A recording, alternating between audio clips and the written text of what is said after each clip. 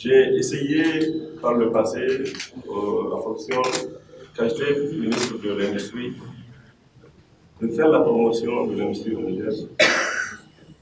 J'ai essayé, j'ai fait des missions exclusives. On a organisé des forums, notamment à Pakistan et à la Tunisie. Cette occasion me paraît une étape importante dans la concrétisation de certaines idées que je me faisais un peu de l'industrie nigérienne. La volonté de nos deux gouvernements est suite à de nombreuses visites et aux énormes efforts de nos experts à l'export, dont je cite spécialement M. Riyad Azaez et M. Karim Feriani. Nous avons procédé au lancement d'un groupement d'intérêt économique Tunisie-Niger Développement, constitué de plusieurs opérateurs tunisiens dans différents secteurs, pour aboutir d'une manière efficace au développement du Niger. C'est avec grand honneur que nous sommes ici à Niamey. En fait, c'est notre deuxième visite pour cette grande ville, importante ville.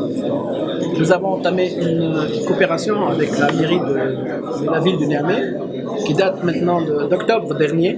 Et c'était une occasion pour avoir signé un protocole d'accord entre la société El Bouhaïra Invest et la mairie. Donc nous avons déjà conclu la première phase qui consiste à diagnostiquer l'état de santé du fleuve. Nous avons remarqué qu'il y a plusieurs problèmes, notamment hydrauliques.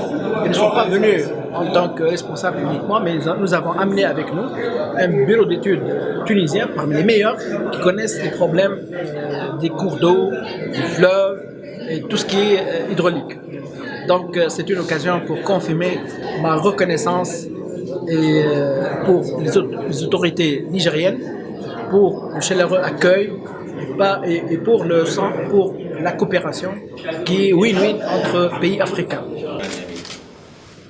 Événement important déjà quand on sait que les villes sont des catalyseurs d'espoir dans la mesure où, entre autres, elles offrent pendant les saisons mortes pour les jeunes ruraux plusieurs opportunités d'emploi temporaires, peu ou pas qualifiées mais générateurs de revenus. Tout comme, de par leur spécificité, elles concentrent en leur sein des équipements et services de niveau supérieur dont bénéficient également le milieu rural, dans lequel il est dans la plupart des cas. Ces actions sont entre autres l'adoption de la politique nationale de développement urbain, l'élaboration des outils de planification urbaine, la réalisation de programmes de construction de logements et la mise en œuvre d'opérations d'aménagement urbain, notamment d'amélioration des conditions de vie et d'habitat dans les quartiers anciens et sous-occupés, ainsi que de projets d'amélioration de l'habitat rural.